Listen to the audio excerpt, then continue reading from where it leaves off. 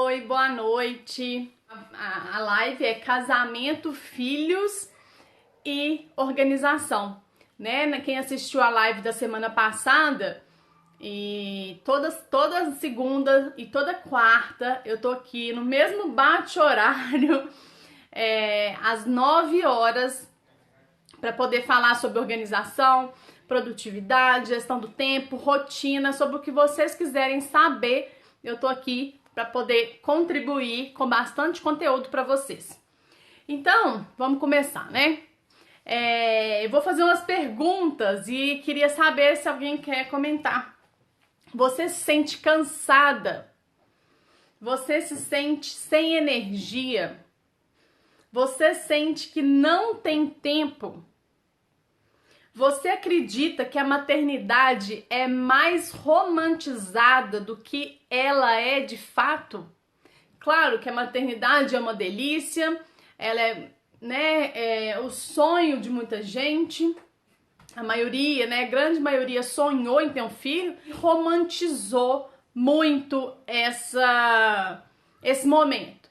E acaba que ela é romantizada demais, mas na hora da realidade ela é muito mais trash. Quando uma criança nasce, não é culpa da criança, mas é porque quando uma criança nasce, tudo muda.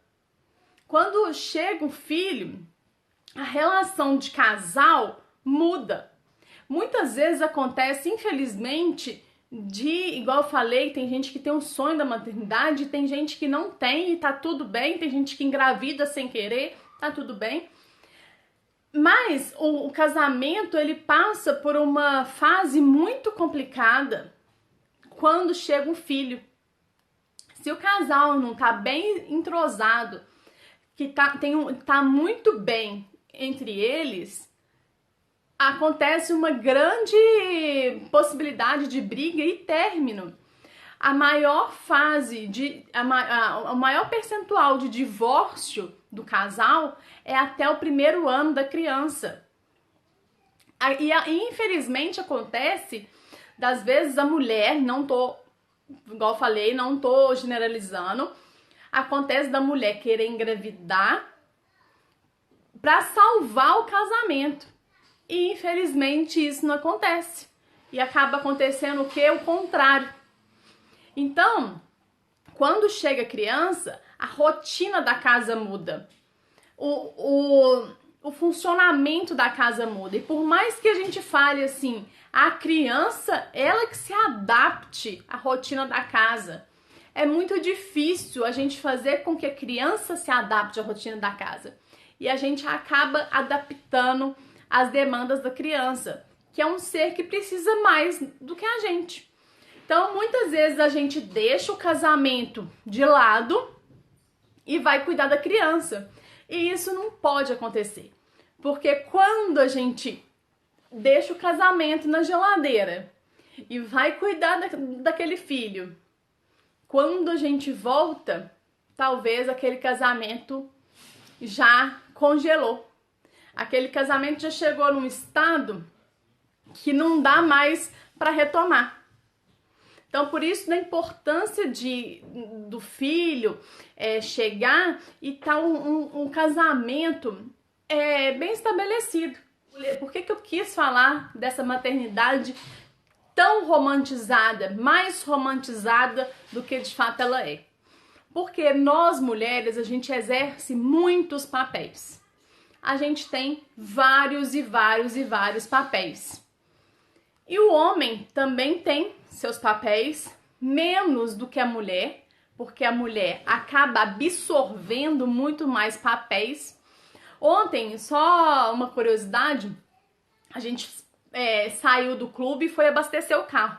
E no posto de gasolina, quem atendeu a gente foi uma frentista mulher. Aí meu marido foi e falou assim: você acha que ela ganha menos do que o homem fazendo a mesma função? Eu falei assim: não, acredito que ela tá aqui fazendo a mesma função do que o homem, ela ganha a mesma coisa.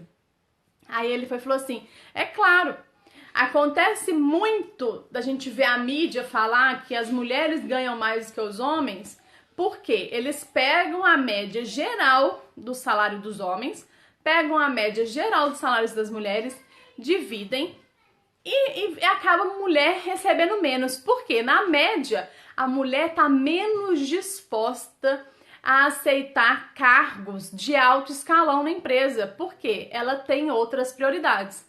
Então, a gente vê muito mais diretores, muito mais presidentes homens. Claro que tem mulheres, mas a gente vê muito mais presidentes, diretores, superintendentes, executivos homens. Porque os homens, eles, o papel principal deles, né? Isso foi desde sempre. O papel principal é o papel profissional. E a mulher, além do papel profissional, ela tem outros papéis. E ela não está disposta a fazer com que o papel profissional dela seja o único. O homem está disposto a, se tiver que viajar, ficar uma semana fora, a mulher pondera. Não, eu tenho meus filhos, eu tenho minha família. Então a mulher tem outras prioridades. Não sei se vocês já perceberam, mas aí mulheres que têm os homens que jogam futebol. Pode estar chovendo canivete. Que se o dia que, por exemplo, o homem joga futebol quarta-feira à noite, pode estar chovendo canivete, que o homem vai jogar o futebol dele quarta-feira à noite. A mulher, muitas vezes, tem uma academia, mas acaba abrindo mão da academia. Tem um curso de idioma, acaba abrindo mão. E, infelizmente, a gente vai abrindo mão dos nossos papéis. A gente vai cedendo os nossos papéis. E isso vai dando um descompasso muito grande no casal. A gente acaba cobrando o homem, porque o homem faz isso e aquilo outro. Igual eu falei, ele vai pro futebol dele e ele não quer saber se tá chovendo canivete, ele vai pro futebol dele. E a gente acaba abrindo mão de muitas coisas.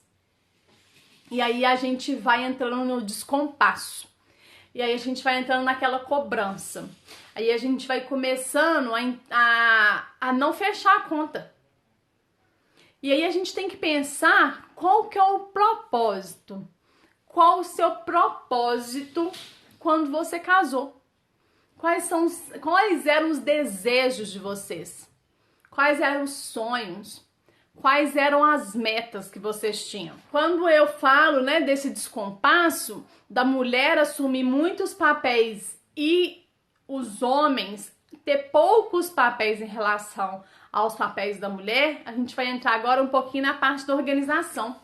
Na semana passada eu falei, né, eu falei muito da minha rotina, e aí falei da importância da reunião familiar. Porque quando o homem não divide com as mulheres essa tarefa e começa a ficar, por exemplo, sentado no sofá enquanto a mulher está se matando para se dividir, ela começa a perder interesse por ele. Porque ele mostra para ela ali que ele não tá junto, não tá em sintonia. Então, quando a mulher olha, ela tem que trabalhar o dia todo, cuidar do filho, cuidar da casa, e o marido tá sentado no sofá. Aí ela fala, poxa, mas a gente não casou pra ser, né, uma família? A gente é como se fosse sócio da casa. Todo mundo tem que fazer um pouco. A importância da gente entender, que o marido entender que ele tem que estar junto. E é por isso que eu falei semana passada e eu quis trazer de novo esse tema. A importância da reunião familiar. Teve gente que me perguntou como que era no direct essa reunião familiar. Então, você vai sentar, vai estipular um horário. Então, não inventa um horário que você acha que seu marido vai estar assistindo o jogo. Não. Olha um horário que dá pra vocês e pro filho também. O filho de 3 anos pra cima, ele já consegue entender as coisas com mais... Ele não sabe ler, mas se precisar desenhar, se precisar de colocar alguma imagem... E aí você vai sentar com o seu marido, a primeira coisa, você vai listar Nessa hora não precisa, né? As crianças não vão participar, mas você vai listar tudo que te incomoda no seu marido. Então senta com ele e você lista tudo que te incomoda de um lado e todos os pontos positivos dele no outro. E ele faz a mesma coisa. Ele lista de um lado tudo que ele se sente incomodado, tudo que você incomoda, né? Tudo que ele fica incomodado com você e tudo que você faz de positivo, que ele acredita que você faz de positivo, que ele gosta em você, que ele admira em você. E vocês vão escrever ali nesse papel. Terminou, vocês vão trocar esses papéis. Então você vai ler tudo que ele escreveu e ele vai ler tudo que você escreveu. Por que isso? A gente fica muito de cara emburrada. Ah, ele não quer me ajudar. Ah, ele não quer, ele só quer ficar no sofá. Ele não quer, nananã, e aí começa a emburrar, e aí briga. E muitas vezes não consegue verbalizar, falar o que está acontecendo, falar o que está sentindo. Então, nesse momento, quando você escreve, você desabafa. Às vezes, até quando você escreve, você desabafa melhor do que como se você estivesse falando. Então, você escreve tudo ali, desabafa tudo. Porque aí, na hora que ele lê, acontece muitas vezes da pessoa ler e falar assim, ó, eu faço isso. Olha, eu nem percebia que eu fazia isso. Porque aí ela tá lendo, ela tá entendendo, ela tá se vendo, ela tá se vendo com o seu olhar. Sem aquela questão, igual eu falei, de ficar emburrada, de brigar. Não, é um momento que vocês vão alinhar os ponteiros. Essa reunião, ela deve acontecer uma vez por semana, de 15 em 15 dias. Deve ter alguém para comandar a reunião, não é alguém para impor nada, não é alguém para brigar, é alguém que vai comandar a reunião, alguém que, se possível, faça uma ata, anote tudo que foi estabelecido, conversado na reunião. Eu falei das tarefas domésticas, da organização, mas a reunião vocês podem também falar de projetos de viagem, questões financeiras. Essa reunião é o momento de vocês. Você que trabalha fora, não precisa de se reunir com o seu chefe para alinhar algumas arestas, aparar arestas, alinhar alguns projetos. É nesse momento que vocês vão sentar uma reunião familiar. Depois que vocês escreveram, que vocês alinharam, se ele questionar alguma coisa, você vai falar, olha, a carga tá muito pesada, eu não tô dando conta sozinha, é muita demanda para mim. Eu preciso da sua ajuda. Mesmo que não seja ajuda, mesmo que a gente fale que não é ajuda, que o marido não ajuda, que o marido divide as tarefas, que o marido cuida da casa, que o marido também organiza, não tem problema. A palavra, eu não gosto muito de falar, tem hora que eu falo ajuda e acabo me corrigindo, mas a palavra é o de menos, gente. A palavra é o de menos. Se o marido não ajuda em nada, é nesse momento que você vai falar com ele, olha, a carga tá muito pesada, eu preciso da sua ajuda. O que você pode fazer para poder dividir um pouco o peso da organização, do cuidado da casa comigo? E aí você vai deixar com que ele fale tudo isso durante a reunião familiar. Você vai deixar com que ele fale. Deixa com que ele determine o que ele quer fazer. E aí você vai deixar ele fazer. Sem cobrança, sem crítica. Vai deixar ele fazer do jeito que ele faz. Vocês já ouviram dizer que quando o neném nasce, a mãe não deixa o pai trocar a fralda porque o pai não sabe trocar a fralda? E ele nunca vai aprender se ela nunca deixar ele fazer. E aí ele vai cada vez se afastando mais da criança, assim, né, dos afazeres da criança, dos afazeres, e aí vai chegar um momento que a mulher vai estar exausta e ele vai falar, eu fazia, pelo menos eu tentava fazer, mas ela não deixava e eu acabava deixando pra lá, deixava que ela fizesse. Então, é mostrar pra ele o que ele pode fazer que pode te ajudar sem impor. Se ele quer lavar o banheiro, não impõe aquele que tem que lavar a louça, deixa ele lavar o banheiro. E traz os filhos também para fazer durante a reunião familiar. Uma criança de 3 anos, ela não sabe determinar, por exemplo, né, que é o caso do Dudu, ele não sabe determinar, olha, eu vou tirar meu prato, vou tirar colocar minha roupa no cesto. Ele não sabe, mas você tem que falar. Olha, Dudu, tira a roupa, vai lá antes do banho colocar sua roupa no cesto. Dudu, você acabou de almoçar. E aí a criança vai crescendo com essa intenção, com essa visualização de ajudar. Porque você vai plantando uma sementinha nela. E aí ela vai crescendo, vendo o pai fazendo, a mãe fazendo e ele faz. Por quê? Você tem que mostrar para a criança que se todo mundo faz, se todo mundo ajuda, ele tem que entender a relação da bagunça com o tempo, da organização com o tempo. Se todo mundo faz, sobra tempo para as outras coisas. Se todo mundo faz, a mamãe tem tempo para brincar. Se todo mundo faz, a mamãe tem tempo para passear.